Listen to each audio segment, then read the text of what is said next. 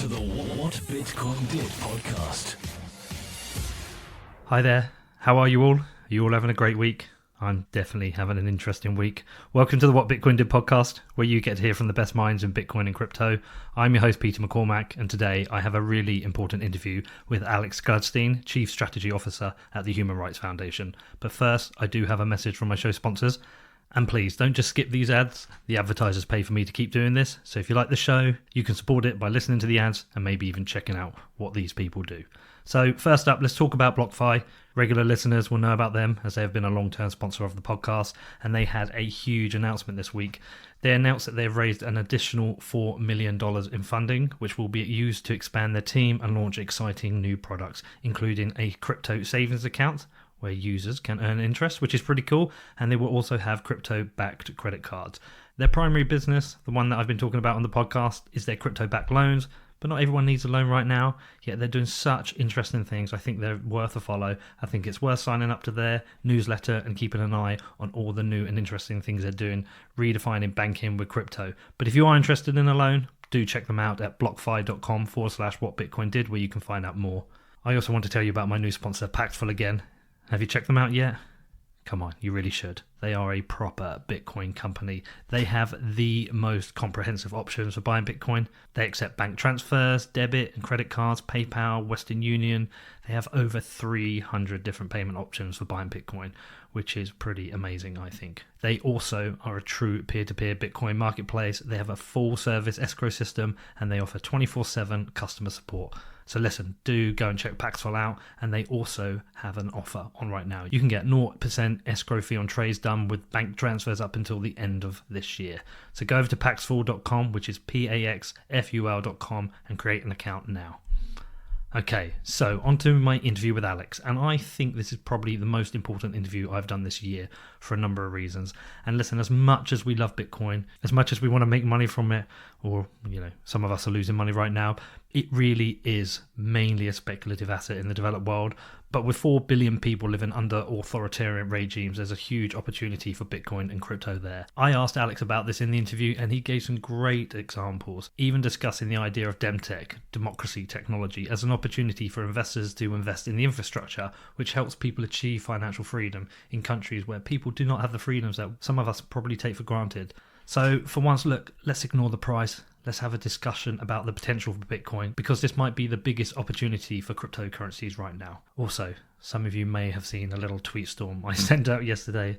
I'm a bit overwhelmed by the reaction. I didn't really expect such a big reaction. I talked about, how I'd invested some money, made some money and lost some money. There were so many people talking about the next bull run. It kind of scared me a bit. I'm starting to think maybe some of this stuff isn't responsible. Maybe we should be having a conversation about what it is we're investing in right now. And thank you for the messages of support. I got some new patrons out of it, and a couple of people sent me tips on my tip jar, which is really cool. But listen, look, don't worry. I'm not flat broke. The podcast is doing well, and it's sustainable, and it's now a career. If you do want to give away money, there are people who need it far more than me. But if you do want to support the show, even a review on iTunes is helpful. There's a section on my website with all the things you can do. Just head over to www.whatbitcoindid.com and click on the support section, where you can find out more. And I do want to thank my first patron top tier sponsor, Elite Crypto Consulting, your personalized trading teacher. Thank you guys. Thank you for supporting the show. Okay, so on to the interview with Alex. If you do have any questions, you can always reach out to me. My email address is hello@whatbitcoindid.com, and I look forward to hearing from you. Good evening, Alex. How are you? I'm wonderful. Thank you for having me on. Hey, thanks for coming on. I've heard a couple of your interviews in the past, and I've found them fascinating. And it's great to talk to you. And one of the interesting things about doing my research is that I probably quite naively assumed the Human Rights Foundation has just had been established years ago, and it was only when I did my research and preparation it was actually tied to Venezuela. So I think it'd be really good, Alex. A good way of starting is for you to just give your background, how you came to be Chief Strategy Officer at the Human Rights Foundation, what your mandate is, and your primary activities. And yeah, that would be a great way to start. Sure. Well, in some ways, the Human Rights Foundation is an organization that cares deeply about decentralization. And I'll unpack that for you. But basically, it's an organization, it's a nonprofit that looks at how governments are structured around the world and kind of senses a weakness or a problem in governments that are highly centralized. So in more than 90 countries around the world, for billions of people, power is in the hands of one man or one small group of men. Precisely about 93 countries and about 4 billion people. And in these societies, you really think about whether it's scientific achievements and patent rates and innovations, or whether you care about welfare and justice and literacy rates and life expectancies and maternal health rates, or whether you care about even things like peace and war. No two liberal democracies have ever fought each other. We just believe there's tremendous value in whether you want to call it decentralized governance or liberal democracy, is up to you. But basically systems of governance where people are ruled by rules, not rulers. And this is a very particular specific mission that we have. We're basically students of authoritarianism. We study how it works and how we can help people who live under these regimes, ranging from people who live under governments in Cuba to Zimbabwe to Burma to North Korea to China to Russia. Unfortunately, there are just so many of them in every part of the world. But we really take a particular tack and we figure out how can we help people who live in places that don't have freedom of the press and an independent judiciary, where they can't hire a human rights lawyer or go to a local nonprofit to protect them. And whether you're trying to promote labor rights or trying to save the environment or trying to out a local politician for corruption, you can't do that in a dictatorship. There's no mechanism for that where you can do it safely. I mean, if you look at what's happening in France these past few days, you're looking at a massive people power movement that's going to result in the change of policy of the federal government. It's not really something you can do in a dictatorship. So we just have to kind of think about the architectures of our societies and realize that some of them are a lot more centralized than others. And if I really do think and believe that if you stack up like the top 20 most prominent dictatorships or tyrannies or centralized societies with the top 20 most decentralized or democratic ones, that for nearly almost anything you'd want as a human, you'd rather be in a free society. So I think that kind of underlines and undergirds our work. I started my journey at the Human Rights Foundation in 2007 as an intern. I was working in the British Parliament actually as sort of a research assistant to the Lib Dems at the time, doing little briefs and papers for the Lib Dems shadow foreign secretary as he traveled the world. And I applied to a job in New York City at the Human Rights Foundation. It was about a year old at the time. And I got the job. I went to New York City. And my first task was to put together backpacks filled with outside information that we would send in to the Cuban underground library movement. And basically at the time, and still to a large extent today, all information in Cuba is controlled by the Communist Party. So if you want a book or a movie, it has to be approved by them. So we decided to stir up some trouble in a good way and send in through people who are Latin American and could travel to Cuba freely, technology and media that gave them a taste of the outside world. So for example, it might be a dubbed version of V for Vendetta or Braveheart or something like that. And they'd actually watch these movies and films and read these books in small discussion groups and circles inside people's homes and then talk about them. And, you know, this was back in 2007, 8, 9. I mean, this later grew into what's now like Paquete, the Paquete system, which is like kind of a way where some people in Cuba will install a satellite dish and download content illegally and put it onto a hard drive and distribute it around neighborhoods, and people will download what they want off of it. And that's kind of how it's evolved. But at the time, it was like people were entirely reliant on things being brought in from outside of Cuba to learn about what was happening.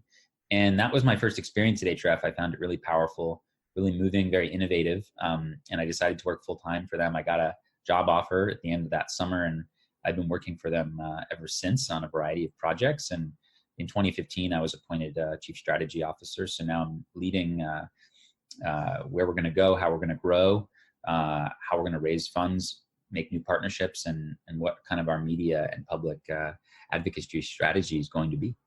Cuba's often romanticized, though, as a good form of communism.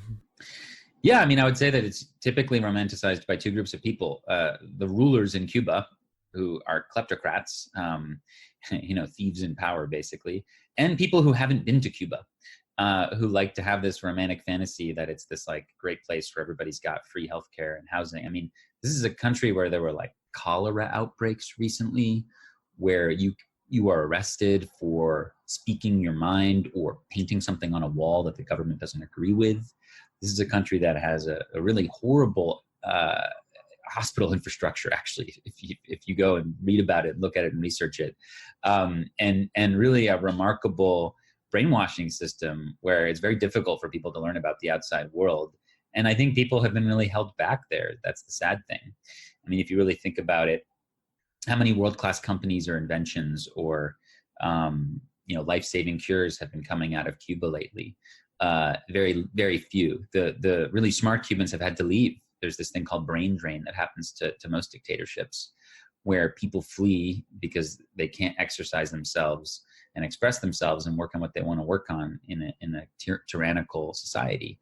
So they end up going somewhere else. So countries like Spain and the United States have benefited from that, I think, in a lot of ways. And some of the smartest Cubans have gone and given their fruits to societies elsewhere. So Che Guevara t-shirts, are they actually just a great piece of propaganda? Yeah, I mean, Che Guevara was a murderer and a homophobe and someone who kept people in prison camps. I mean, it's astonishing to me anytime I see someone with a Che shirt. I guess I understand what they're saying, but it's just horribly ignorant and very offensive, to all the people who were killed by him and his revolution. So one of the things that HRF wants to do is do a lot of public education in this area of like dictatorship democracy. We do publish a lot in mainstream media outlets. We do a lot of campaigns that seek to put the issue of dictatorship and corruption and authoritarianism into places like ESPN and Good Morning America and Billboard and People and, even like Pitchfork and music magazines. I mean, we try to take this issue and get it onto the radar of people who don't ordinarily think about like basic human rights and freedoms. That's like a big part of our strategy. And how similar is as the situation now in Venezuela as to what happened in Cuba? Well, I mean, look, there's obviously similarities in as much as there's an authoritarian power structure, but it's very different. I mean, in Venezuela, you had a country that was famous for being the shelter destination for Latin Americans when there were dictatorships across the continent. People were fleeing there, and Venezuela was a proud place where people could seek refuge in a free country. And that has turned into the complete opposite, where now more Venezuelans, according to the UN, are fleeing Venezuela every day than Syrians fleeing Syria. I mean, you have millions of Venezuelans who've left Venezuela and are now living in other countries in Latin America as refugees. And it's really quite sad. And was it preventable? Probably. I mean, Hugo Chavez throughout the 2000s left some pretty obvious signs from the very beginning that he was going to create a dictatorship. I mean, by shutting down the media and confiscating the property of people he didn't like and enriching his family and engaging in grand corruption and basically seeking and forging alliances with other dictatorships like Iran and Russia, and stacking the judiciary and the parliament, rather the assembly, with his own sort of cronies.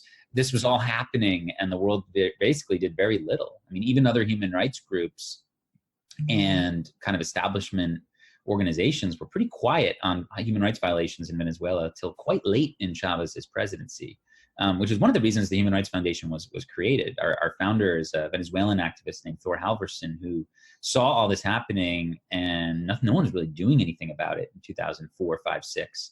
And he decided to create an organization that would focus explicitly on closed and closing societies that were either outright dictatorships or going through some sort of democratic erosion. So again, that kind of colors a lot of our thinking, is looking at how balance of power and separation of powers and a healthy civil society are really good things for humans. And Chavez was able to achieve this kind of takeover of power by appealing to the working class, to the populace, with his social policies. Yes, of course. I mean, he was wildly popular. I mean, he was absolutely a populist. It's just when you mix populism with the ability to start dismantling a country's rules and rule set, that gets immediately dangerous, right? So it's one thing to have a populist in power who's checked by a constitution or by an independent Supreme Court or by a legislature that challenges and checks and can investigate this person when they break the law. But in Chavez's case, he mixed populism with a creeping authoritarianism that became outright authoritarianism by the time he died. Is there any kind of research into the patterns about how and why a country will kind of change or migrate from a democratic society to an authoritarian? Does it really just come down to, power-hungry individuals? There's enormous amounts of scholarship on both sides. I mean, look, in the 80s and 90s and early 2000s, you had this incredible wave of democratization, right? So everywhere from Portugal to South Korea, to many places in Africa and Asia and Latin America were actually becoming democratized, and they were kind of throwing off the shackles of authoritarianism and colonialism and becoming independent. So you see the legacy of this in the fact that the world now has dozens and dozens and dozens of countries, and basically close to half of humanity lives under some sort of liberal democracy. At the same time, around the year 2000, you started to see things sort of start to turn in the other direction, start to stagnate a little bit. I mean, you saw opportunities like Erdogan in Turkey and Putin in Russia and Chavez in Venezuela, leaders that were more or less freely and fairly elected at the beginning and who were quite popular, who had the opportunity to steer their country into a free and fair direction, go the other way. And, over a series of, basically corrupt, moves and strategies over a decade kind of consolidate power. And even more recently, you've seen kind of democracies go backwards in places like the Philippines, Bangladesh. I mean, these really, really big countries. Thailand had a military coup recently that was really depressing. So, you've seen close to, in the countries I just mentioned, 1 billion people kind of going backwards in their rights in the last decade, which is, of course, really quite worrying. But we know there's quite a bit of scholarship to show why and how this happens. And the best antidote to the erosion of democracy, or even the best, I would say, tool we can use if we want to see more free societies are really checks on government power. So when you think about encouraging constitutionalism and constitutional law, when you encourage civil society and a free press, these things are far more important than elections. I mean, all dictators have elections of some kind. All governments do. And when you talk about a free and fair election, like, you can only really get there once you've laid the certain groundwork. So, we study a lot of these other things that aren't necessarily elections, but are things like free speech, the ability to open and run a nonprofit or independent media outlet, the ability to investigate politicians and the corruption. So, like, kind of these other rights and freedoms are really important, and they underpin what makes up an open society. Right. Okay. So, I mean, I would say that, growing up in England, I've lived a pretty privileged life. And I would say a lot of people I know, whilst they're aware and they keep an eye on the news, they're kind of aware of different things going on. But I would say they're more aware of extreme examples like North Korea. What is it that people don't really understand about living under authoritarian rules? And what kind of basic human rights do we have that people in these kind of countries don't have? Well, I'll give you a couple kind of litmus test ideas, and then I want to seg into a different part of the conversation that I think will help us when it comes to money. But think about it this way. Can you have an Amnesty International organization in your country? Okay. If you can, that signals at a significant level that you have some sort of open society. Like, if you can run a human rights group that is criticizing the government and pushing for more freedoms, and you're doing it in a way where you're operating openly, raising money, working out of an office in the capital of that country, it actually is a pretty good litmus test for which countries are free and which ones are not, in terms of who has a local amnesty office. Another one, interestingly, is where can you do a pride parade legally without worrying about getting the crap beaten out of you? Regardless of what dictatorship it is or what religion that dictatorship has, whether it's Uganda or Russia or China or Cuba or Turkey, whether it's Christian or Muslim or whatever, it doesn't really matter. Authoritarian governments, for whatever reason, love to scapegoat gays. So when you look at the Pride Parade, you can think of it that way. Under what countries can you do a Pride Parade? And it kind of lines up also pretty nicely with like what's an open society and what's not. But I do think what people don't really think about too much is money. And I think this is a good seg for us. We talk a lot about the separation of church and state when we talk about history, right?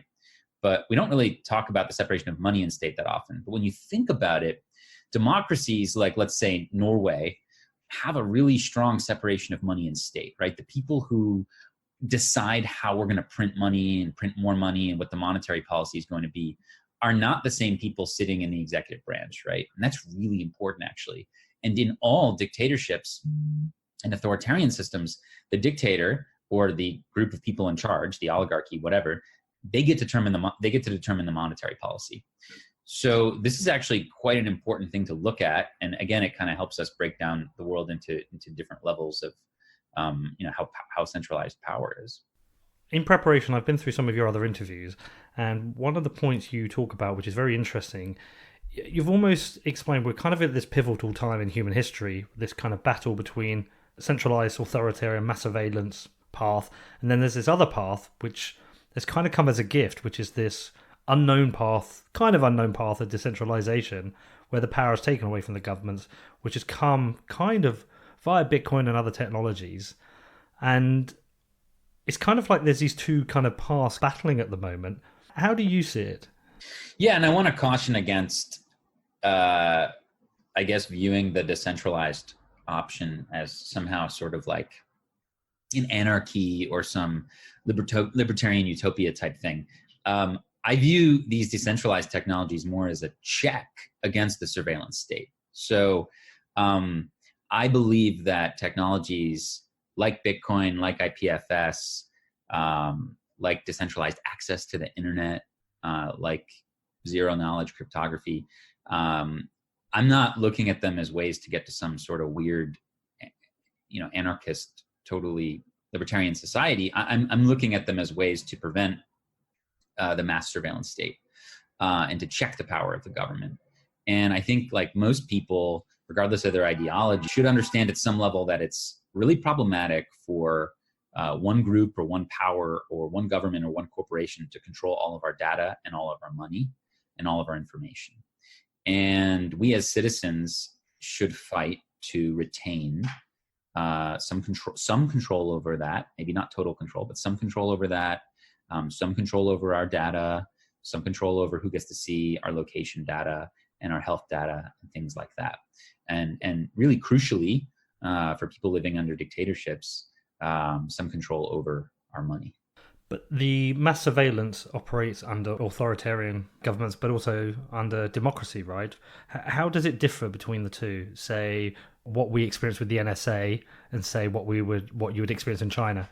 Well, there's a friend of mine, Steve Waterhouse, from Orchid Labs, and he always talks about how his hometown of London is like the most surveilled city in the world potentially, and I think that's right. Like, almost every country has some sort of intricate surveillance state. It's just a matter of how advanced it is.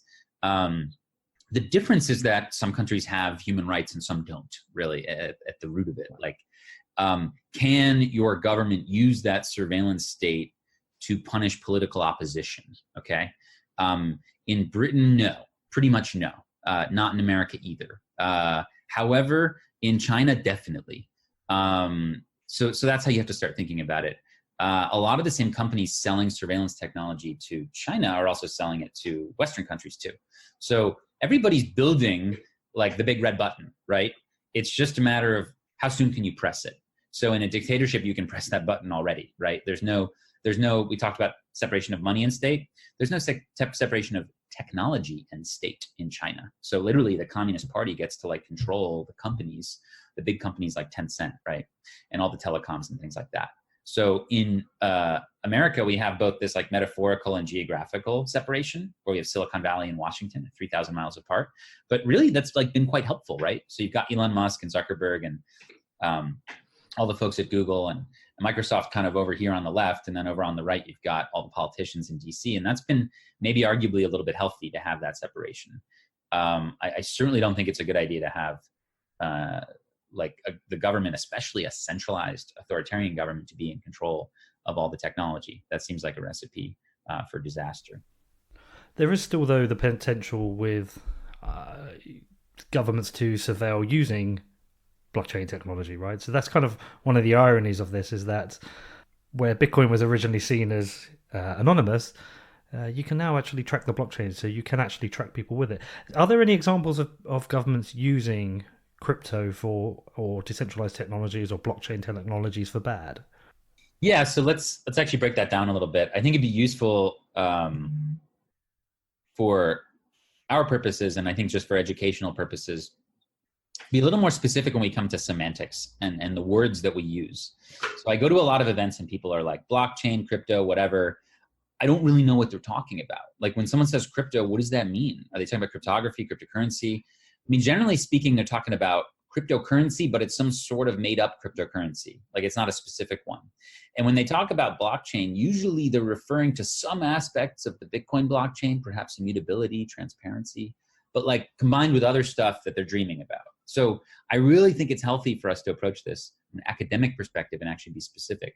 So when it comes to the Bitcoin blockchain, I believe it's really helpful in its current state because it allows people to transact money in a way where mass financial surveillance is really difficult, okay?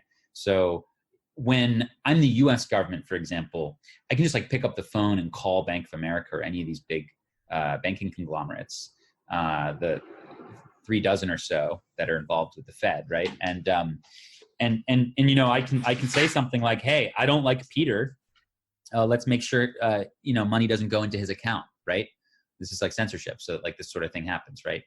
Like that's just like not possible with Bitcoin. So not only is there like censorship resistance where collusion cannot lead to you not receiving transactions from someone, but also there's this level of like anti-surveillance because it's expensive to track real world identities through the Bitcoin blockchain. It's certainly doable, but it's not cheap. You have to use chain analysis and it takes time, it's expensive. And it's certainly doable for like forensically looking at like a particular case where you're trying to track like where did this money go here. But when you start talking about 10,000, 50,000, 100,000 Bitcoin wallets, I mean, that's going to be very, very difficult. So I like thinking about it as a protection mechanism against like basically illegal mass financial surveillance. I also like it as a protection mechanism against targeted censorship against dissidents and other people, whether it's human rights NGOs or whatever. Like Vladimir Putin in Russia can shut down the bank account of an NGO, but he can't stop them from receiving Bitcoin, right? The Iranian government can monitor the bank accounts of certain people connected to the opposition and freeze them when certain money comes in from their families, but they cannot stop them from receiving Bitcoin. So I think it's quite revolutionary in this aspect. Now, how can other blockchain technologies that are not Bitcoin be used against people? I think in a lot of ways. When you start introducing the concept of a blockchain that has a backdoor that's like somehow centralized, where the records can be edited post facto, then you get governments really excited. So you've got the Petro, the world's first national ICO, arguably in Venezuela. I mean, it's not operational, but like you can sort of see what they had wanted to do. Their goal was sort of, hopefully they were thinking, let's get everybody using this so we can track all the money and freeze it when we want to. The Iranians, Saudis, and Chinese are all going to be coming up with something similar in the next year or two. So we're talking about national cryptocurrencies that are totally surveillable, trackable, freezable. It's like the wet dream for dictators, So we really need to separate out like what we're talking about when we speak about blockchains. Really, it's like it comes down to like, is there a backdoor or not, right? So I've been speaking to folks at MakerDAO as well, and I think this is a pretty exciting project. I mean, I think you can be open-minded towards a lot of different technologies in this area. I think Bitcoin is one that civil rights activists should be quite excited about. I think MakerDAO is something that deserves a lot of attention. Can we have a relatively pretty much decentralized stablecoin that people can use and interact with without government interference? I mean, I've talked to several experts in the field, and they basically said there's no real clear way for a government to stop a like a DAI transaction. I mean, that's cool. Like that, again, that's what's interesting. When we talk about like blockchains and decentralization, sure, there might be like a lot of market financial smart contract innovations in the future that are useful for fields like real estate. I mean, who knows? I'm interested in censorship resistance because I'm a human rights activist. So I'm interested in helping people who live under dictatorships and authoritarian regimes, who live under broken financial systems where they can't interact and transact freely without, heavy surveillance and censorship. Right, there's a couple of things I want to unpack first and always go back a couple of steps. But firstly, what did you therefore make of the sanctioning of the 2 Bitcoin addresses, which kind of seems a bit silly because you can bounce things around, but it seems to be that was almost like the only way the US government could kind of censor Bitcoin was to addresses under sanctions. What did you make of that? Well, I think it shows you that at least right now, Bitcoin is a technology that can actually be useful for governments if they're doing forensic investigation of fraud and corruption. Generally speaking, I would say it's like not a hot idea if you want to like launder money through Bitcoin right now, large amounts. It seems like you're probably going to get caught when you eventually move that Bitcoin into some other asset class. So it kind of shows you that at least right now, actually it's kind of like a neat tool that governments can use for specific investigations. Again, I think it makes broad-based financial surveillance really impractical, which is really cool. But right now in its current form, where like it's not really a privacy technology yet. I do believe it will become a privacy technology over the next couple of years, both on chain and through user technology, wallets, second layer technology.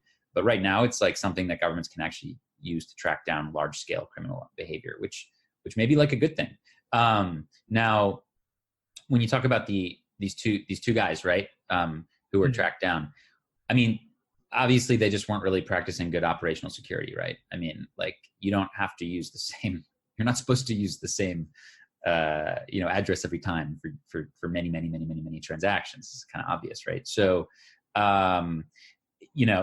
if you're talking about someone living in a like authoritarian or repressed society, like, yeah, we're going to have to teach them good OPSEC. That's obvious to me. Like, otherwise people are going to get caught. I was talking to some Venezuelans who are in the space, and like, I at least don't know of, or they don't know of anyone who's been arrested in Venezuela by chain analysis yet. So the Venezuelan government, from what we understand, isn't doing that yet. But is the Chinese government doing it? I don't know. Is the American government doing it? Definitely. So I think it just matters about how savvy and how much resources governments have to spend. But again, anyway, the lessons from the Iranian fiasco is that, like, dissidents and activists and journalists are going to have to use good OPSEC when they're using technologies like Bitcoin. And B, like right now in its current form, Bitcoin seems to be something that, may protect against illegal mass surveillance, but may actually benefit nation states when it comes to doing like forensic investigations on particular cases. So you would support then full privacy on the Bitcoin-based chain, because not everyone will. Like, there's people I've spoken to who think this might be the next civil war, a bit similar to the scaling war, because not everybody wants full privacy. Some people like the fact that you can track everything on the blockchain. I mean, some people do, but those people don't live in dictatorships. So, I view Bitcoin as a liberation tool. I don't view it as a convenience for people who live in San Francisco and New York. Like, we have a working financial system. I think it's a liberation tool for people who live under broken financial systems and repressed, corrupt environments. So I hope that it becomes a privacy coin. But you know what? It may not be. You're right. I mean, that's obviously something that's going to be achieved by consensus across the Bitcoin ecosystem. So we can't really know. But I would say that it does seem that a lot of the core developers and people who hold a lot of Bitcoin and people who care a lot about Bitcoin do care about privacy, do care about rights and freedoms. And I wouldn't be shocked, again, if in the next couple of years, if like on-chain private transactions become possible. Okay, so I just want to back up a step. So when was it you joined the Human Rights Foundation? 2007. 2007, right. So that's pre-Bitcoin. So at what point did you discover Bitcoin, and kind of when was the aha moment where it kind of changed everything and you're like, okay, this is a tool that could seriously help us? Okay, so let's zoom out a little bit to just look at like technology and human rights briefly. Through our work, we encountered why technology was going to be a game-changing part of the struggle for human rights, and this is going to become increasingly the fact as we move forward into the future. Everybody's got a phone, right? Or nearly everybody's got a phone. Is it a liberation tool or is it a mass surveillance tracking device? That's a great question, right? So, when we started working with activists, 2007, 8, 9, 10 around the world, bringing them together, we discovered that they had, like, generally speaking, like not very much fluency with information security. So we actually started with bringing in people from organizations like the Electronic Frontier Foundation to help teach them about how they could stay safe online, how they could use things like VPNs, how they could encrypt their communications, and how they could even, like, more broadly just be a little more safe about the information they were sharing. Like, digital hygiene is not a button you press, right? It's like a lifestyle choice. I know you've talked to Jameson and other people in the OPSEC field about this, right? But it's like a series of many decisions you have to make that you over time change the way you behave. So we started doing that with civil society organizers and independent journalists and dissidents in closed societies, because for them it's like it's vitally important. I mean, I remember one year we had an Angolan dissident. This was before the Dos Santos stepped aside, so maybe 6 years ago, and he was investigating generals in Angola who were involved in diamond oil corruption, and his computer was like acting a little funny, and he brought it to the Oslo Freedom Forum, and we had a couple people who were working with the Tor project and EFF who sat down with him, and they were like looking at his computer and they were like, what the heck is going on here? They basically figured out that one of the companies he was investigating connected to these generals had hired someone to spearfish him, and basically were taking screenshots of his work every minute or two or something like that. And that's why it was running slow. And they figured this out. And it was actually like, I remember PC Mag did a big special on it because he was using a Mac, and it was like a big vulnerability that was exposed. And a couple other computing outlets also reported on this. It ended up being on the cover of Newsweek in, I think, June 2013, in this sort of like looking at like white hat versus black hat hacker types, right? So, the Human Rights Foundation tries to recruit as many white hat types as we can and work with them. And it was about that time that we started working with Wicker, an encrypted communications platform, and also starting to attend DEF CON, which we do every year. So we're always trying to recruit people in this space who want to help. So not only have we been using Wicker internally since 2013, but we've also created almost like a hotline for the activists in our network. When they have a particular information security question, we can pair them with someone who can help them. So these are some of the things we were doing sort of earlier on. And then personally, I started learning about Bitcoin in 2013. I didn't start really diving into it and achieving a respect and an understanding of it until maybe early to mid 2017. And that was because some of the companies that we were working with that wanted to help us were in the cryptocurrency and blockchain space. So at the Oslo Freedom Forum every year, we bring together, this is like our summit that the Human Rights Foundation produces, where we bring together dissidents and activists in Norway with industry leaders from all different fields. So we have a big focus on technology, and folks from Google and Twitter and YouTube and all these companies would come. And we actually started getting interest from like Bitfury, Consensus, and these companies started to come on and help us do really neat things and do education. So as we started to get more involved with them, I realized, wow, I should really try to learn more about this. And I kind of fell down the rabbit hole. I guess like a little less than 2 years ago, and really fell in like about a year and a half ago. So I had a cursory knowledge about it and was aware, but certainly didn't realize that it was being used by people in authoritarian contexts. until somewhat recently. And that's been kind of the driving force in me learning more about it, talking to people about it, and trying to share this knowledge with other people. Next up, I talked to Alex more about how Bitcoin and cryptocurrencies help support freedom, but before that, I have a message from my show sponsor, BlockFi. Okay, so regular listeners will know these, and I mentioned them in the intro. They're a long-time sponsor of the podcast, and they had an amazing announcement this week. They've raised another $4 million in funding, which is going to be used to expand their team and launch exciting new products. They've got a crypto savings account coming where you can earn interest, and they're going to have crypto-backed credit cards. So listen, if you don't need a loan, definitely check them out. Follow them on Twitter, sign up to their newsletter. They're going to be doing so many interesting things. It's worth checking them out. If you are, though, interested in a crypto-backed loan, well, BlockFi is the leading crypto to USD lender in the US, servicing over 46 states. They have interest rates as low as 7.9%, and applying takes less than 2 minutes. They accept Bitcoin, Ether, or Litecoin as collateral, and customers can be funded in USD or GUSD, which is Gemini's dollar-backed stablecoin. You can go from application to funding in as little as 30 minutes. So if you want to find out more about that, head over to blockfi.com/whatbitcoin did.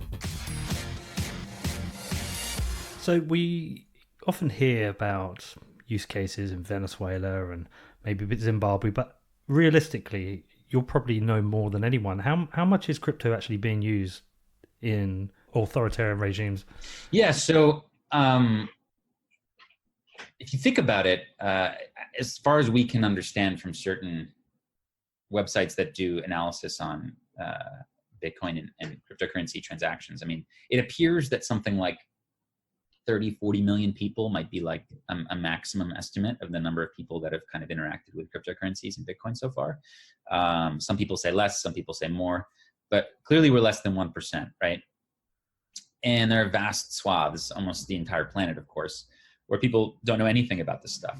So I think we're very, very early, but what we're seeing is like some obvious adoption in areas where the financial system is broken. So I'll give a couple examples. Obviously, we talked about Venezuela. I'll share a couple of details, though, about what's happening there now. So in the last couple months and even a few days, Venezuelan government, I guess, has set up a system where they're trying to like monitor the IP addresses of people interacting and signing into their bank accounts. And they've basically issued an order to banks in Venezuela to prevent people from accessing their bank accounts if they're abroad, right? So they're going to like dramatic lengths to do this.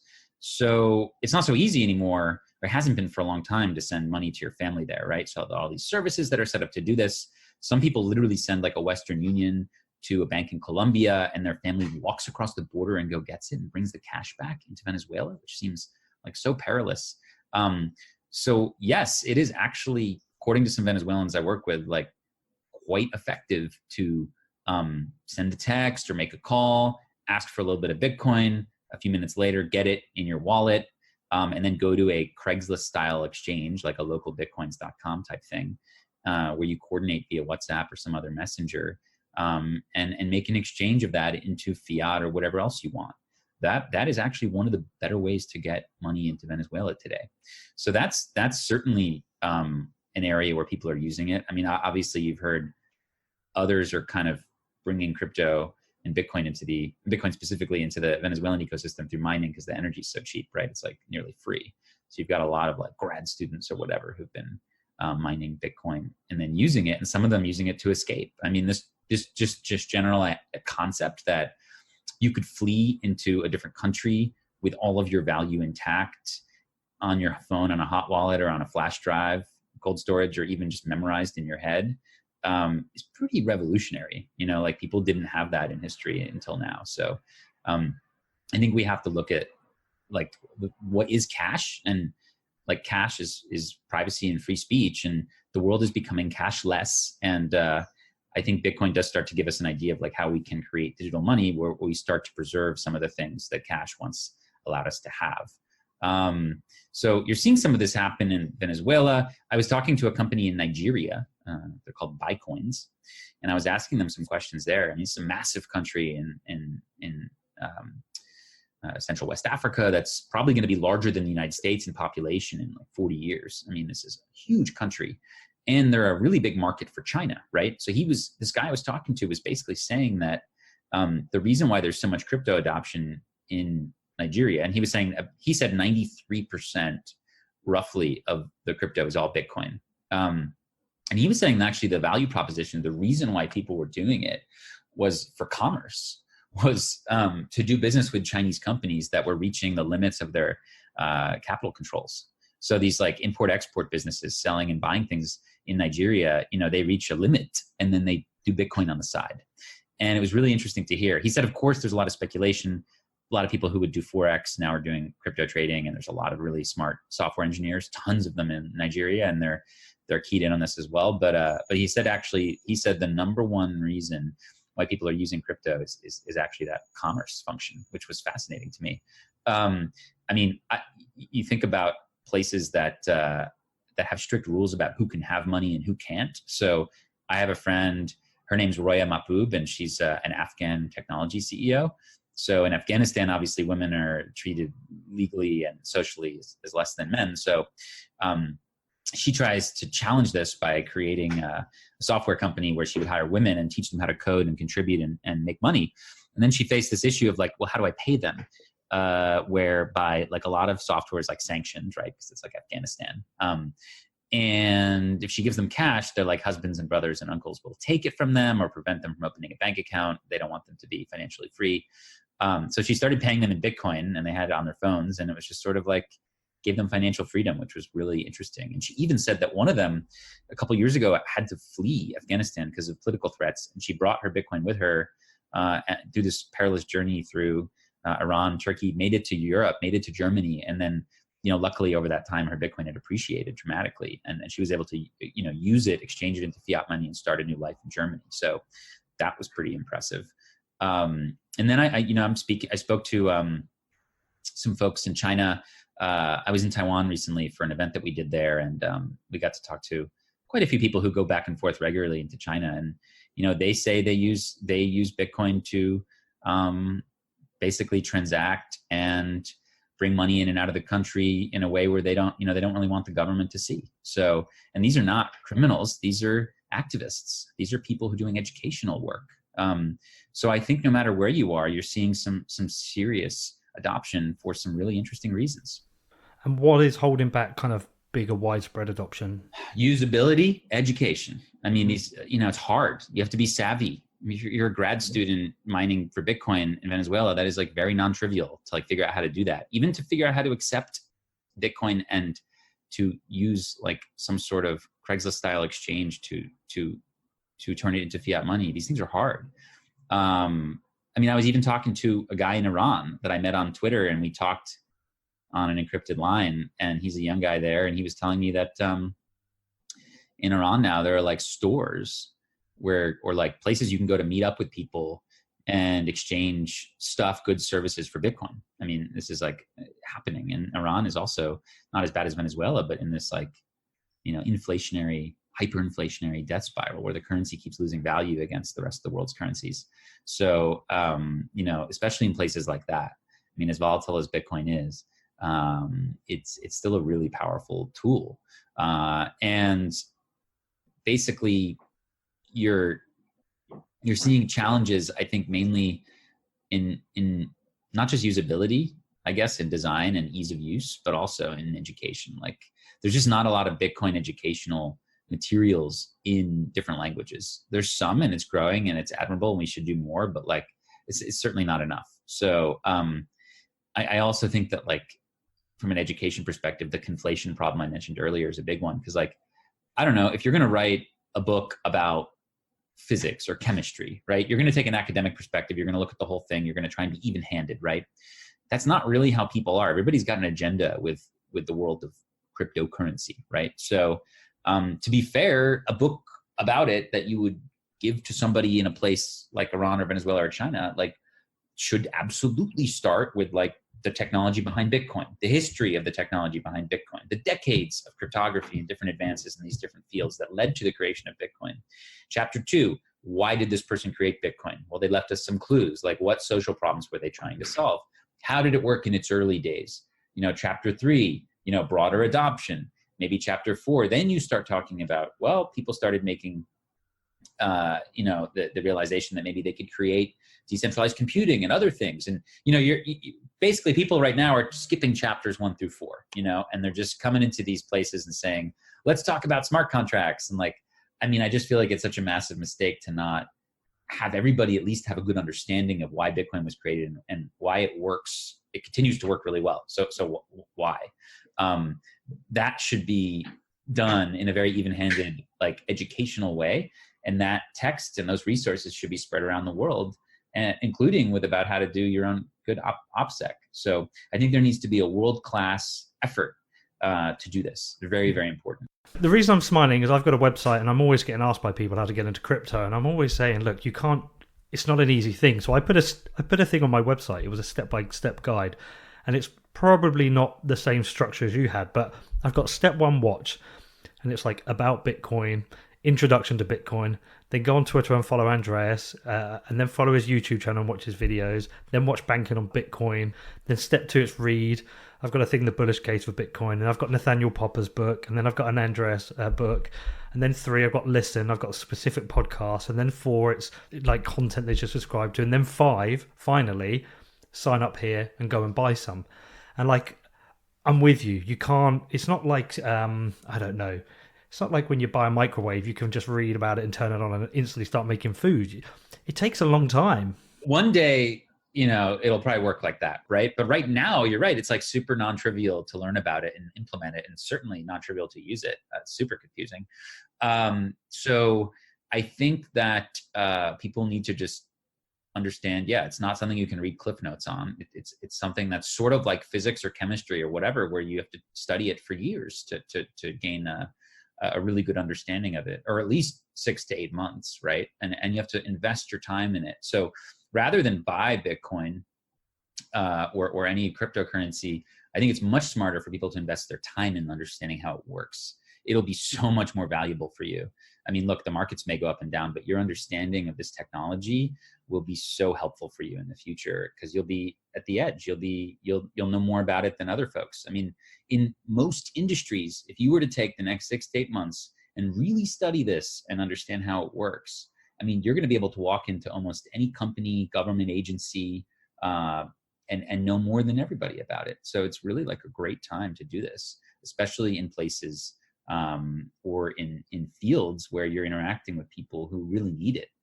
And I think that's kind of what it all comes down to, is a lot of the dismissals and kind of criticisms and attacks of Bitcoin come from people who have the luxury of having a stable financial system where they can have easy access to capital and where they actually trust their banks and governments. We can laugh, but if you live in the United States or Britain, you pretty much trust your bank and government not to steal your money and to actually provide depositor insurance, things like that.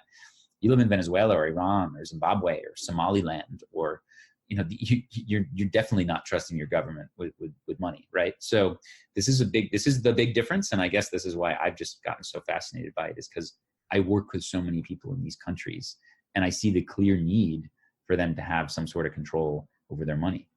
Well, one of the things that's quite interesting, I find quite fascinating, is there's so many different use cases for Bitcoin. So you've explained a bunch of examples to me of people in different authoritarian regimes or under different circumstances. That kind of banking the unbanked became a bit of a saying. It's kind of, is it really happening? But you've just given me a great example with Afghanistan.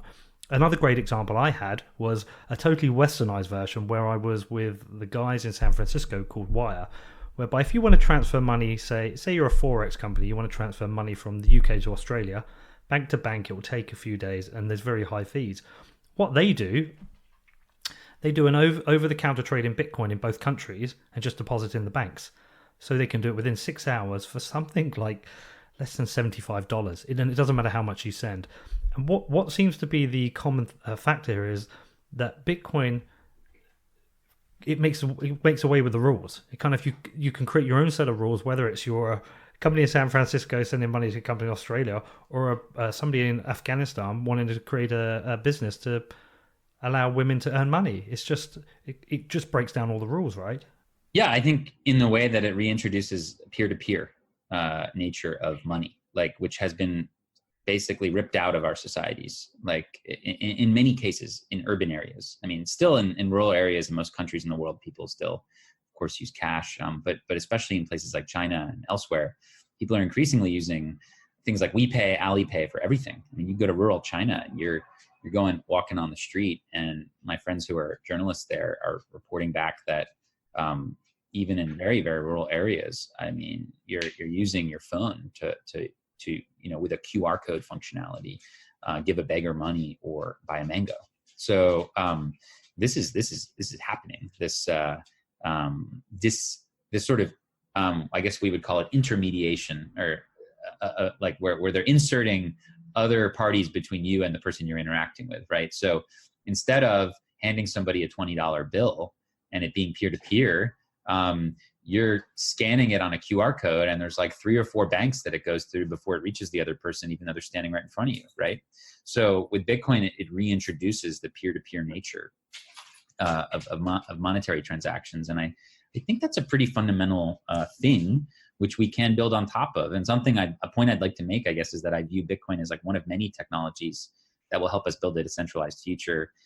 It's very important, and maybe even the fundamental one, but it needs other things to be truly helpful to people. Like it needs decentralized, on-ramps and off-ramps. It needs censorship-resistant access to the internet. It needs privacy technology and people who are implementing that. If you have an ecosystem where you're excited about using Bitcoin, you probably also want an ecosystem where you're excited about having some sort of control over your location and health data. And these are things that may not necessarily be blockchain related, but they certainly will be encryption related in some way. So yeah, if I'm looking at a future in the next few years where I'm doing point of sale, just like buying and selling stuff, and I'm using like Lightning or something, running an app that's using that, I'm also trying to think about how can I take better control of my personal data, and what technologies are going to help me do that. So I do view Bitcoin as like one of the most important, if not the most important technology in this like decentralized area, or if you want to call it anti-authoritarian technologies, that'll actually help promote civil liberties. I think this is something people should really think about. And also presents like, what's interesting to me is it presents like a very appealing, perhaps, investment strategy. So people talk about like clean tech and ed tech and health tech.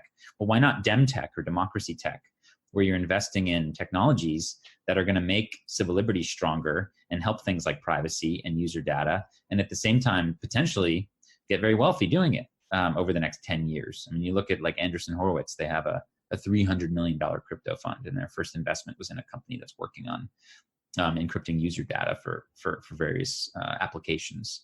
I mean, that's cool. I mean, will that fund do well? Probably. Should more people be doing that? Yes. Should people even be saying it's like an impact investing thing? Definitely. And like, why aren't they doing that? I'm not sure. But it's something I'd like to see more of. I mean, Dem Tech is not a term I've heard, right? So let's popularize it. I've got a bunch of speaking engagements over the next few months where I've been asked to actually talk about that. So hopefully we can start to chip in and make a difference. I mean, look, at one point there was no such thing as clean tech or green tech.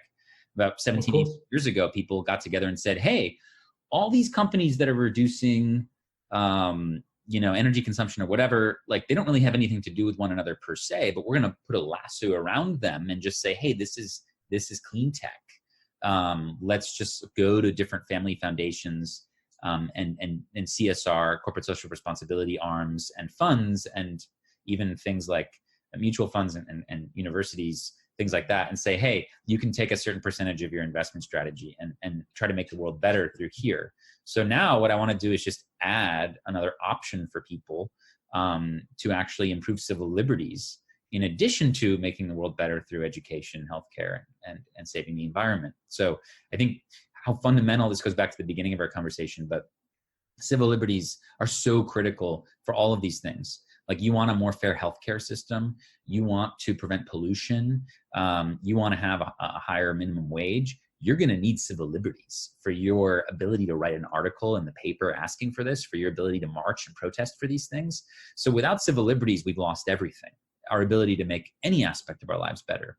So they're so fundamental that it strikes me as quite an urgent thing. And I feel like in a loosely transatlantic bipartisan way, that no matter kind of what side or of the political aisle you're on, that you're probably worried about authoritarianism in some way, whether you're worried about populist authoritarianism, or you're worried about Facebook and Google having all your data, or you're worried about the government getting really big. Like, no matter what your worry is, like, we can probably all get behind the idea that civil liberties are good.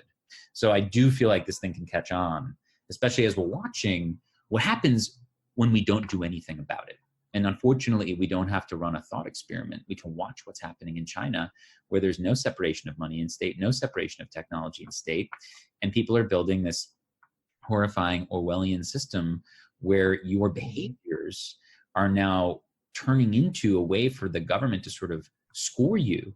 And, you know, it's not this sort of national myth that sometimes you read about, but like, it's definitely something the Chinese government is trying to do at the local level through various experiments, municipal and corporate, by starting to track people and score them so that they can, instead of needing to enforce their rule by violence, legitimize and prop up their rule by people self-censoring each other, and by being loyal citizens and being in a competition to be who can be the most loyal citizen. It's absolutely brilliant, and it's terrifying, and it's only made possible by highly centralized technology. So, like, that's one future. So it's Black Mirror. Well, I mean, maybe it's not quite Black Mirror, but it's in some cases even more horrifying than that. This is a government that's using advanced technology to put 1 million Muslims in prison camps, possibly even 2, according to the US State Department, 2 million people. So, we don't really know. There's no independent journalism there. It's totally opaque. It's hard to understand. But we've got the vision. So look, we can go down that centralized road where, you know, the government, you know, has total control over everything and starts kind of owning all of your interactions, whether they be, you know, communication, financial, behavioral, et cetera, et cetera. That's not a future I want to go down. Now, it's not a dystopia, it's reality for like more than 1 billion people. So let's not assume it can't happen to us, but we've got to fight it. And I think the only way to fight it is with a healthy mix of technology. Like, I think as Wade Dye once said, you know, all governments, no matter who they are, they'll try to take freedom from their people. And so rather than convince them not to do that, let's build technology that makes that impossible. So I would say half the strategy is building technology that can be a check or a challenge to the surveillance state. But the other half is just like old school political campaigning and old school human rights advocacy. So we need both. You know, we need both public campaigns to put pressure and to force companies and governments to adopt pro-privacy policies and technologies. And we also need to encourage people to build the tech that'll make it impossible to have the Orwellian state. I mean, a good example of the on the policy side would be like, I'm from I'm currently living in Oakland. I'm not from here. I moved here recently, but in Oakland, California, the local city has like a citizen oversight board over the local city authorities with regard to the surveillance equipment they can purchase. So the citizens have some sort of check mechanism over this. And there's been a lot of, like, obviously bad incidents in Oakland of police violence and things like that. So the citizens have come together and they've seen things like, I guess a couple of years ago, the police were basically, you know, they have these like surveillance cameras at intersections, and they were just filming every single license plate as it came through every single intersection. And they were just storing this data in a back room somewhere, and they were never getting rid of it. It's insane. So now there's like a bit of citizen oversight on that. I think there should be a citizen privacy board in every city, every country, right? So maybe that's something. You know, do I trust federal regulators to regulate technology correctly? No. But there's got to be some sort of citizen-powered policy check that we can have in conjunction with our, you know, our efforts to build technology that's more difficult to manipulate. And I just to add one more thing, I think a really good example of this is that, like, once a user base of a technology becomes interested enough in something, you know, maybe a company will go that way. So for example, encrypted end-to-end messaging, right? I mean, Facebook and WhatsApp, no matter your criticism of how they implemented it, didn't have to go that way, right? They were kind of pressured to, in a certain way, offer that a service for their people, right? For their clients, right? So I think this can work. Well, so then there's a couple of important questions I have for you then. So surveillance state, what do you say to people then? For example, MI6 in the UK will say, we've stopped 38 terrorist attacks in the last year. What do you say to that? I'm a big fan of of counterterrorism and of governments protecting people. I don't think massive illegal surveillance is necessary to do that. I think they can do it with investigative, professional policing. I mean, you even look at like books like history, like when it comes to counterterrorism in the Middle East. One of my favorite books is The Looming Tower, which is the history of a really prominent FBI agent and Osama bin Laden. That kind of traces their lives, and it just shows you that like what's effective is like old school police work, right? Investigation into particular cases where you have close collaboration between different intelligence agencies, and you're building out a case and you're prosecuting people in specific ways. What's not helpful is broad-based illegal surveillance. It's just not very helpful. I don't think the MI6 or CIA or FBI needs this to protect us. Okay, and then the last thing, I want to go back to Dem Tech. I think that's really interesting, and it's really spiked my interest. And I tell you why, is that as much as the technology is great, there are so many people involved in Bitcoin who just want the price to go up. And it's usually the people living in the places that don't really need Bitcoin. So they want an ETF, they want Wall Street adoption, which are all very difficult things to happen when realistically you've got a potential customer base of 4 billion here who could be using the tech straight away.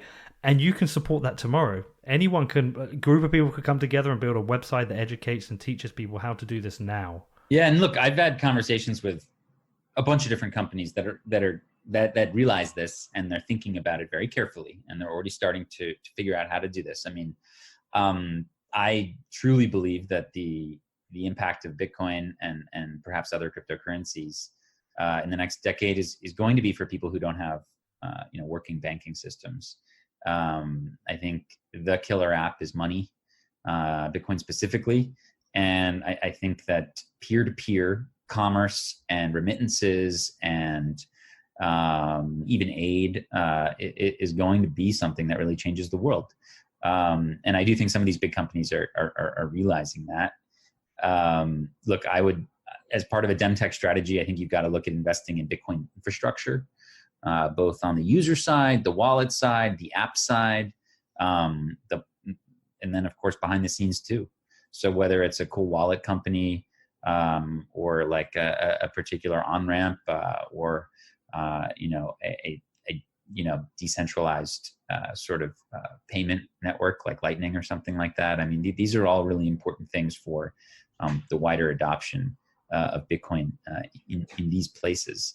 And I would also say that when it comes to something like Dem Tech, something that again goes back to our original conversation, but something your listeners should think about is like the fact that when we talk about impact investing, which is on the spectrum of making a pure investment, on the spectrum of making a pure gift, it's kind of like the idea that, hey, in the middle somewhere, we can invest money in a particular type of cause that we may take a slightly lower return, but will make the world better, right? Now, this whole industry is steered by the Sustainable Development Goals of the United Nations. So this is like the North Star for the impact investors. The thing is, of the 17 UN Sustainable Development Goals, the word democracy is mentioned 0 times. The word privacy is mentioned 0 times. The word journalism is mentioned 0 times. The word separation of powers is mentioned 0 times. Human rights and corruption are barely mentioned. I mean, this is an authoritarian document written up by governments to sort of figure out what can we globally work on without threatening our own power. And when you look at some of the governments that were involved in drafting the SDGs, Assad's government in Syria helped draft these things in 2012 while they were in the middle of massacring all their people, right? So it's pretty crazy when you actually look at it. And then you look at this document, which looks all nice and fuzzy and warm from the outside, but when you actually look at it carefully, it's a very authoritarian document that's meant to not pose a threat to any political power around the world. And you know what? Centralized political power is a huge problem. I mean, there are more people living under authoritarianism than there are combined people who don't have access to clean drinking water, who live on less than $2 a day, who are subject to war or natural disasters, or who are refugees. There's just more people living under repression than all those things combined. And yet you never hear about it. It's always the elephant in the room. But here's our opportunity to make a difference. We can not just do gifts and donations, which are really important. And I really encourage your listeners to find a nonprofit that they like, whether it's I'll be shameless, the Human Rights Foundation, or something like the Electronic Frontier Foundation, or Amnesty, or whatever they like, go do that and support that. That's very important. But at the same time, in your investment strategies, consider a new portfolio or fund that's only going to look at technologies that are going to support privacy and civil liberties. I think that's going to be really important. Or else we're headed down the road to the WeChat future. So the last couple of things I want to ask you about is, like, I'm not as exposed to as much of what goes on in the world as you have, and you're obviously exposed to a lot of negativity, but I guess you're also exposed to a lot of positive things happening. Like, where is your balance between like hope and despair at the moment? Yeah, that's a tough one. Look, people often describe attending one of our Oslo Freedom Forum events as very emotional, very cathartic. It's like a roller coaster, because you hear these really depressing stories and you're kind of just like shouting in your mind, like, why can't we help these people more? But at the end of the day, it's really healthy. And like, after you attend one of these events and you listen to the struggles that people are going through, you get very fired up. And I think it does two things. A, it educates you. It provides you an opportunity to learn about how you can help people less fortunate than you, who don't have access to the same sort of rights that you have. And B, it also like makes you, I think, more appreciative and vigilant about the rights that you do have. So I think, being part of this community that Href has built, and learning more about things like what's happening in Cameroon and Burma and North Korea will actually probably end up making you a more active citizen wherever you live. And that provides me with great hope that we have this kind of dual impact on people. And I think the thing that keeps me going is hearing these stories from these activists and journalists that I come into contact with, and just how persistent they are. You've got people who've done things that you wouldn't believe for just the hope of a tiny fraction of the rights that we take for granted every day. Okay, so you've got people who've escaped from North Korea and dragged themselves 6,000 miles on crutches to freedom, just for the right to have control over their own destiny and decide what they want to do with their career. You've got, women that have escaped from Afghanistan just so they can have some sort of control over their finances. You've got people escaping from Venezuela just so they can feed their family. You've got people who, again, will sacrifice everything just for the tiniest little fraction of the rights and freedoms that we enjoy in places like the United Kingdom and the United States and South Korea and Japan and many other places around the world. So when you witness their hope, I think, and their persistence, it's quite inspiring, and it leads you to want to keep at it, I think. You mentioned North Korea, right? And we discussed previously, they've got a conference coming up. What do you make of that? Yeah, we should touch on this.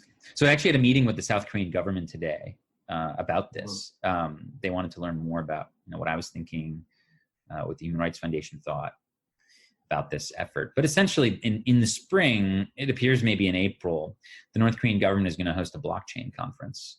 So immediately I'm thinking of a couple different things here. It's generally a bad idea to go to North Korea. You're going to see a Potemkin village that's very carefully curated. You're going to spend a lot of money, and it's going to go to line the pockets of a bloodthirsty, brutal regime that keeps hundreds of thousands of people in prison camps and starves and murders and rapes its population. So generally not a good idea to support them. And you're not going to actually get a chance to go and interact with, like, quote unquote, real North Koreans. You're only going to talk to a very highly choreographed group of people who the regime approves of and who are deeply loyal to the Kim dynasty. Basically, in North Korea, there's like more than 50 castes. So like in India, you've heard there's like the untouchables and the Brahmins and whatever, right? So in North Korea, there's actually more than 50 of these sort of social levels, loosely grouped into like loyal, wavering, and hostile. And they're actually geographically distributed. So the most loyal people live in Pyongyang and the other urban areas, and it goes from there to where the most sort of disloyal, hostile people live in the deserts, mountains, whatever. So when you go to Pyongyang, you're literally going to meet kind of like the most loyal people, the 1% of the 1%. So the idea that you're going to like convince them to change their lifestyle is like pretty unlikely. And again, you're providing, I think the government official I met with today said something like 3,000 euros to do this thing. I mean, that's money they need. That's hard currency that they desperately need. So you're giving them something they want. Now, what's going to happen when you get there? Let's say you're like, screw it. I feel like I can make a difference. Okay, so you show up in Pyongyang. They're going to take you around and make you bow down to the statues of Kim Il-sung and Kim Jong-il, and they're going to take you around to a bunch of like very important North Korean historical sites, and they're going to treat you to a bunch of feasts while everybody around you is starving. And then eventually you're going to come to a meeting where you're going to sit down and talk about blockchain. And they're basically going to stare at you and say, how can we benefit? So really, you've gone all the way around the world to Pyongyang to sit down with these mass murderers, and you're going to actually give them advice. The whole thing seems so misguided. And I would really encourage anyone who listens to this to not go to boycott this.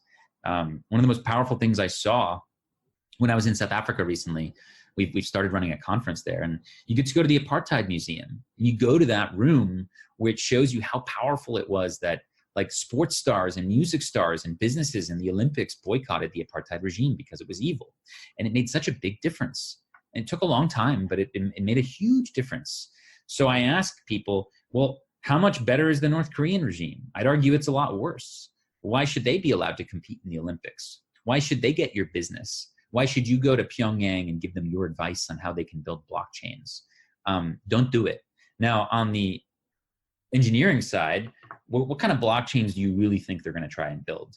Do you think that the idea of some decentralized money network that no central party can control appeals to them? Of course not. They're going to want to try to build some sort of surveillance blockchain where they can like more effectively track the movements of their people. Is that possible, or does that even make sense from an engineering perspective? I don't know. Probably not.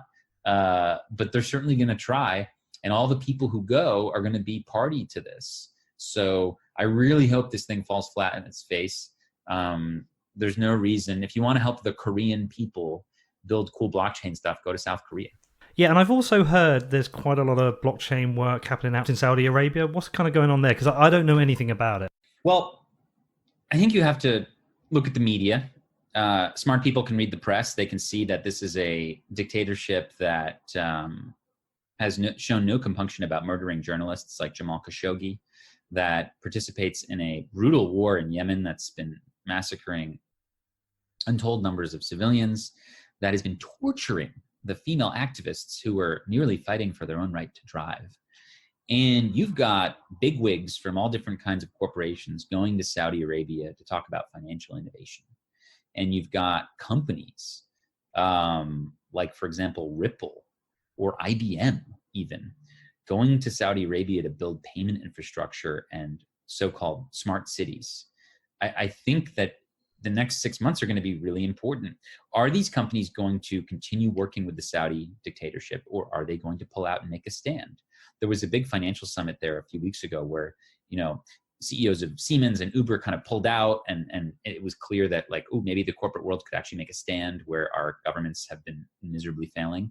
But we'll see. I mean, there's a big blockchain summit coming up in Saudi Arabia, I think in February. Like, will all those speakers remain on the roster? Like, are they actually going to go there right now? Is that something that's actually going to happen in the wake of the murder of Khashoggi and the torture of these female activists and the war in Yemen? These people are actually going to go to Saudi Arabia and try to help this just brutal government build blockchain surveillance systems. I think we need to take a stand, and I think this is where that begins. Not just in Venezuela, and not just in China. I don't think your company should be building the infrastructure for Muslim internment camps, and I don't think your company should be building the future of blockchain surveillance cities for the Saudi government, so that they can basically lock up and punish or crucify or whatever they do people who they don't agree with. So normally when a company does business with Saudi Arabia, they try to sweep it under the rug. They try not to be proud about it. It's not like you have Halliburton going around being all proud about its new Saudi contract. No, they're trying to like sweep it under the rug. So why is blockchain different? Why is IBM excited about doing business with the Saudi government? Why is Ripple really proud of this? What's the difference? I think the difference is in the industry. The difference is that there's no morals when it comes to this. The difference is that people are excited to accept an invitation to go talk about crypto in Saudi Arabia So people in the ecosystem need to make a difference. The people in the ecosystem need to start taking a stand and start being a little more careful about what they're building. I think that's really the key point that's very important. Right. Okay. Wow. Okay. So my last question for you is, so this is going to go out next week, and quite interestingly, I've got an interview also going out with Vijay Boyapati, who wrote a very, very good piece called "The Bullish Case for Bitcoin: Why It's Important in the History of Money, Why It's Good Money, Why It's Hard Money." But underneath, as I said to you with this, there is I care about everything you said about, but I'm very spiked in interest by the Dem Tech side of things, and I'm trying to keep away from money. I'm trying to keep away towards the benefit of the technology. So a great way to finish would just hear you tell the listeners of my podcast why they should care about Bitcoin outside of making money themselves, and why they really should care about it.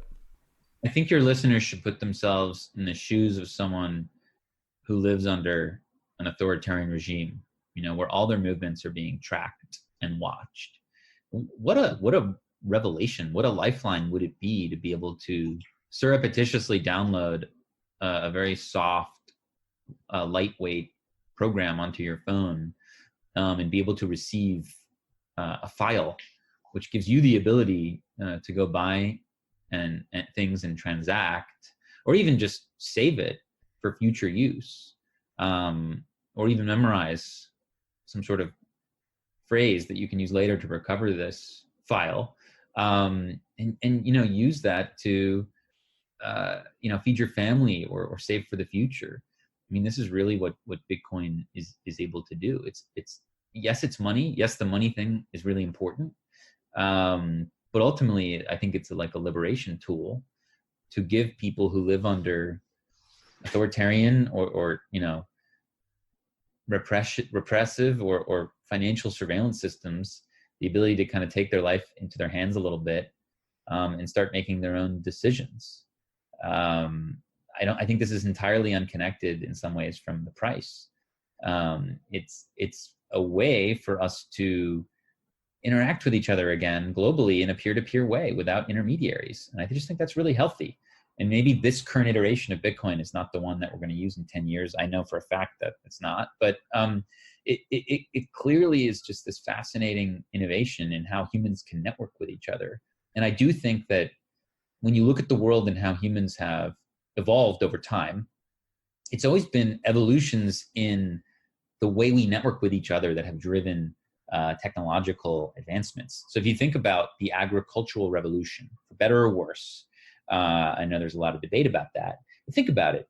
It was really an upgrade in how humans could network. It brought us from these like small hunter-gatherer groups that really couldn't get past this Dunbar number of like 150 people to cities and towns and villages and empires. And then you had the Industrial Revolution, which really brought us from a couple 100 million people on the planet to several billion in just a matter of a few hundred years because of advancements and different kinds of technology.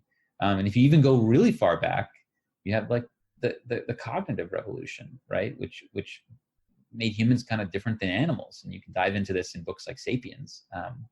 But every time you had like a key revolution in humanity, it was all about the way we network with each other. And I really do feel like at some basic level, Bitcoin is quite fundamental. I mean, it really reintroduces the idea that we can, no matter where we are on Earth, interact with each other in a peer-to-peer way.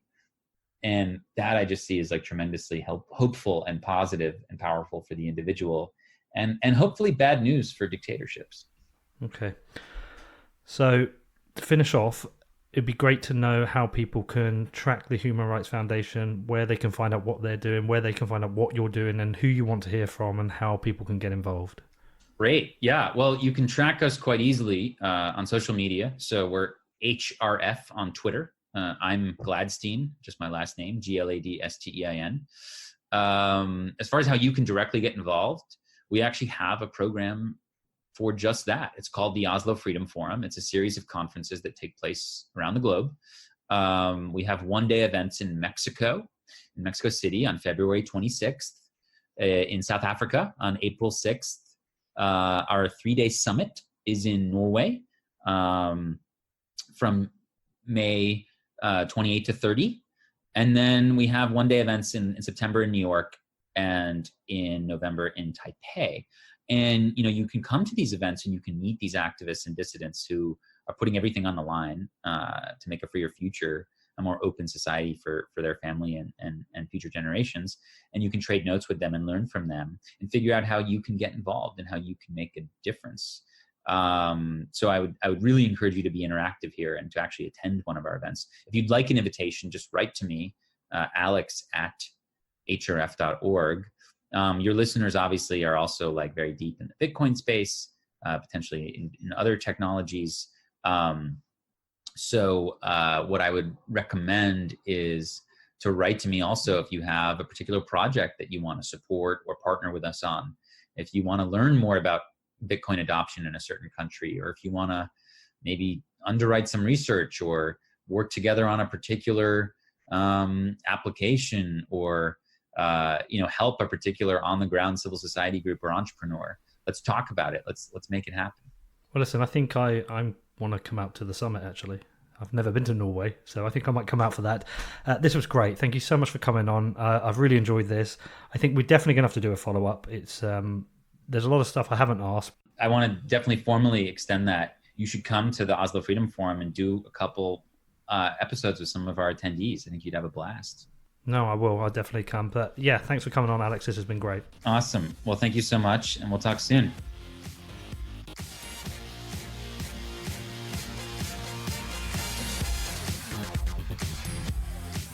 Okay, so what did you make of that? Did you find that as interesting as I did?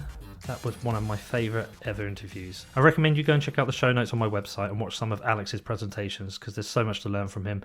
They're pretty amazing, and he is really great at explaining how decentralized technologies and Bitcoin can help support freedom throughout the world. And listen, I know the maximalists don't like stable coins, but twice now I've heard solid arguments for their use, and the maximalist sympathy side of me is struggling here. Firstly, when I met with Zach Prince and he explained to me it doesn't make sense for someone in a place like Argentina to put all their money in Bitcoin right now, and if they want to borrow $1 and hold a stable currency, then stablecoins are a way of achieving this. Similarly, Alex talks about the opportunity with MakerDAO, and if you're in a country like Afghanistan trying to employ and pay women who are unable to get a bank account, yeah, well, Bitcoin might be great, but we have to be fair and weigh up the volatility risk with Bitcoin and why a stablecoin might make sense. Lastly, I found Alex's points with regards to responsibilities of business interesting. Should Ripplecoin and IBM boycott Saudi Arabia? Do we accept the argument that, well, stop driving cars because your oil comes from Saudi? What is our responsibility for responding to things such as the murder of journalists? It's definitely a debate worth having. Bitcoin is meant to provide freedom, and Ripplecoin openly promoting their work in Saudi Arabia appears antithetical to the ideology of Bitcoin. It's something I'm kind of challenging myself on at the moment. Would be great to hear the feedback and thoughts of others on this. Anyway, listen, I hope you enjoyed the interview. If you do have any questions, you can reach out to me. And thank you to everyone who supports the show, from those who leave me a review on iTunes to those who sponsor the podcast. It all helps. And if you want to support the show, there's a load of things you can do. Firstly, you can just listen to the ads and check out the sponsors such as BlockFi and Paxful. You don't have to buy anything, but supporting the advertisers definitely supports the show, because if the ads are successful, other people will advertise in the future. So that's pretty cool. Also, you can think about becoming a patron. Head over to patreon.com/whatbitcoindid. I think it's 54 now. There's different options in there. There's one where you can get the show early without ads, which is pretty cool. I think that's the most popular one. You can also think about becoming a show sponsor. If you're interested in this, please email me on hello@whatbitcoindid.com. I'm probably going to do another 100,000 downloads this month, which is pretty cool. So if you're interested in that, reach out. You can leave me a review on iTunes. They are important. It only takes 2 minutes. Just head over to iTunes, find my podcast, click on leave review. Super important. So if you can do that, that's great. And you can also click on the subscribe button, because apparently the number of subscribers is relevant to where you appear in the search results. You can also follow me on social media. I'm on Instagram, I'm on Medium, I'm on Twitter. I'm at What Bitcoin Did on everything. Actually, I'm also at Peter McCormack. I keep saying this. I switched to my personal one. So I'm on at Peter McCormack as well. Feel free to reach out to me. DMs are always open. I do try and respond to anyone who isn't selling me anything. And you can also check out my website. That's www.whatbitcoindid.com. Did a few tweaks to the design this week. You probably won't notice, but yeah, that's got loads of useful things on there. Resources, guides, different ways to surf old episodes. So check that out. And you can also sign up to my newsletter, but I've been drowning with that, and the dailies had to take a break. I'm sorry if you signed up for the daily and I'm not doing it. I'm just drowning in work at the moment, so I just haven't had the time. I'm sorry. I will find a solution to that. And also, lastly, you can share the show out with your friends and family. It's by people sharing it out that these podcast episodes get spread. Okay. Thank you to everyone who reached out to me in the last 24 hours and to everyone who supports the show. I've got 2 more amazing interviews coming up next week. Tuesday, I have an interview with Bitcoin core developer Brian Bishop talking about how people develop on Bitcoin, something I know nothing about. So looking forward to that. And next Friday, I have an interview with Trace Mayer talking about proof of keys. Very, very excited about that one as well. Okay, I hope you all have a cracking week. Stay safe out there. Feel free to get in touch if you have any questions. Listen, if you've lost some money in crypto and you're feeling a bit bad about it, do feel free to reach out to me. Happy to chat to anyone. Okay, have a great week. See you all soon.